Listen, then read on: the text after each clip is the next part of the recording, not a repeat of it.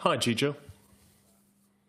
Listen, 3 years ago, you were one of the stars of a great Euro that Italy won. You gave the Italian people so much joy, and now you're trying again 3 years on. What's your mindset ahead of your opening game tomorrow evening? Do you feel like the leader of this team? That's the spirit that we have when you prepare to embark on a competition such as this.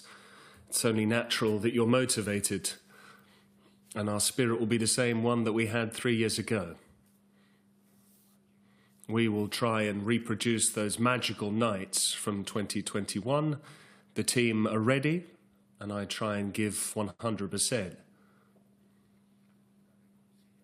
I try and give my teammates some advice in terms of what 3 years ago was all about. But the team are already ready, so they won't necessarily need my advice. But those who are survivors from 3 years ago, me, Jorginho, Niccolò Barella, we will certainly give them a few pointers that will hopefully allow us to go all the way in this competition. Perhaps this is the toughest match, the hardest opponents to make your debut against, because in the rest of the group we're up against two big sides, but this feels like a real banana skin. What have you made of this match? How will you see it from your position in goal? Absolutely. It's definitely the biggest banana skin. We've been drawn in a difficult group. And there are a number of potential banana skins with tomorrow night's match. We need to make sure that we are 100% in our approach. We need to be switched on. They're a good team. They've got a lot of pace in the side. They play nice football. And so absolutely, we cannot play at 70 or 80% tomorrow night. We have to be at 100%. But we will take things one game at a time. And tomorrow night's match will be hugely important when it comes to trying to get points on the board. I think they're a very pacey side. They're very quick. We've already seen some of their play on video. They've got some excellent individual players. We need to make sure that we don't become too stretched because they're very good on the counter-attack. So we need to make sure we stay together. We need to be very tight and compact as a team, and we need to make sure we keep our shape. You can win the match either in the first minute or the 90th minute. What matters is having your shape, keeping your shape and not being stretched, and that's what our strength could be tomorrow. No, it won't have any impact whatsoever. It's important to strike the right balance on that score as well. You know, maybe when you're in your room, then you are games that you get up to, but it's important to make sure you don't go to bed too late. You need to make sure that you rest up and you train. That's what matters. After dinner, we all spend time together in the games room, and we spend a bit of time there. We blow off a bit of steam there. And that's created a really nice team spirit there because we come into the games room, we have a bit of a laugh, we spend a few hours together, we'll watch some matches, but there's no issues on that score whatsoever. The gaffer gave us a few pointers, he gave us a bit of advice, but there are no stringent rules by any means. You have already played a starring role at the Euro, but Leonardo Bonucci and Giorgio Chiellini were the leaders of that side. You're now captain. How does that change your role? No, it doesn't change for me. Sure, it is an additional responsibility,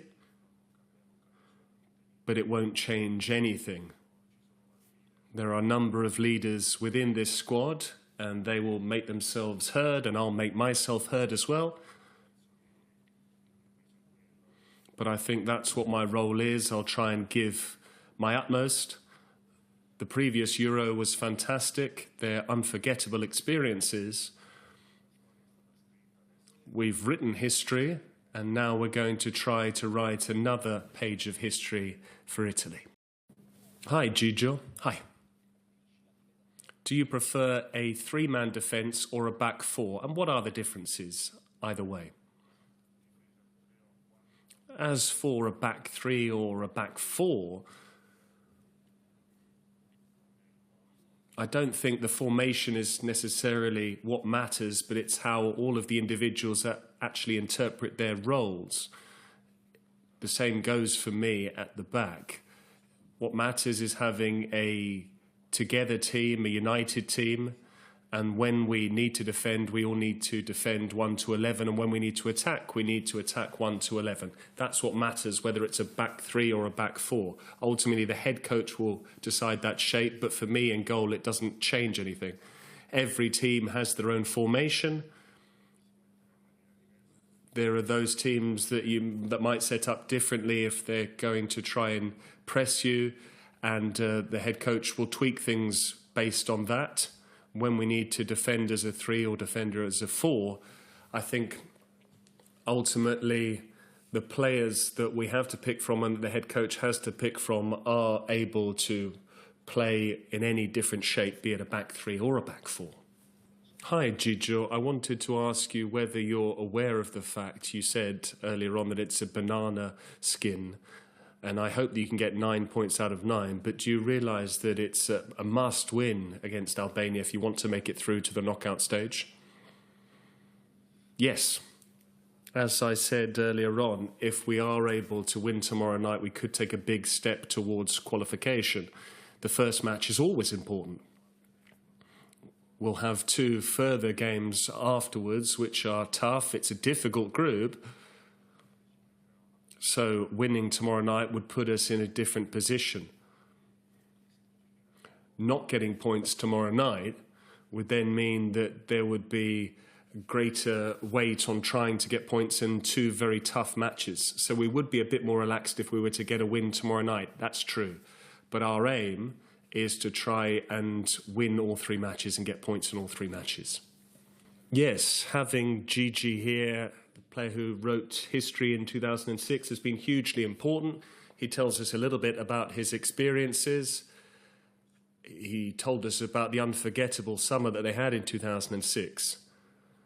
So having him here is already great because Gigi offers so much. But hearing him tell the story, hearing him give you advice is even better.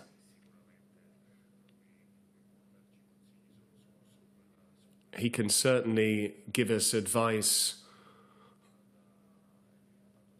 on what's ultimately gone down in history, the summer of 2006. But in terms of those that go out there on the pitch, that's all down to us. And we need to make sure that we really battle because it won't be easy here. However, having Gigi alongside us can certainly offer us a great deal. Hi, Gigi. Roberto Rossetti, who's the UEFA referees chief, has been very clear. You're the goalkeeper, but you're also the captain. Only the captain can speak to match officials. Who's going to help you on that score? And what difference is there compared with 3 years ago when it wasn't necessarily the captain on these disciplinary matters? Yes, Rossetti was very clear. When there are situations near the penalty area or near my own area of the pitch, then I will go across to speak to the match officials. But before games, we will actually decide as to who's going to go and speak to the referees or the match officials for situations which are far from the penalty area. It might be Jorginho, Niccolò Barella. We'll decide just before kickoff. That's how we're set up to deal with that. I wanted to know whether you still work with the same mental coach, and if so, yes, what have you focused on ahead of this opening match at the Euro? Yes?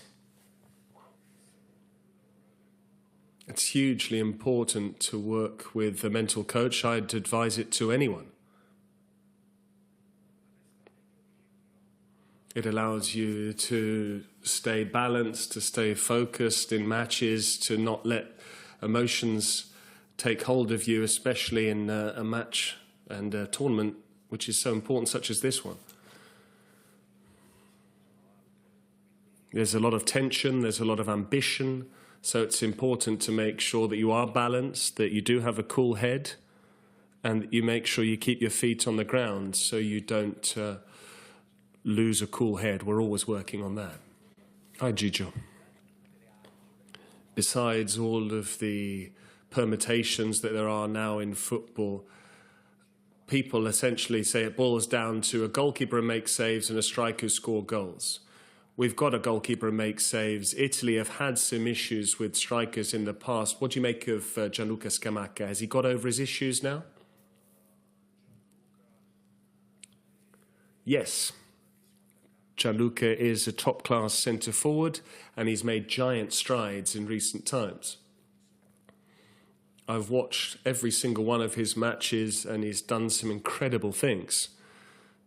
I'm pleased for him, and I'm pleased for us as well, because Scamacca really can be a match winner in any area of the pitch, and he's also a good target man to have out there.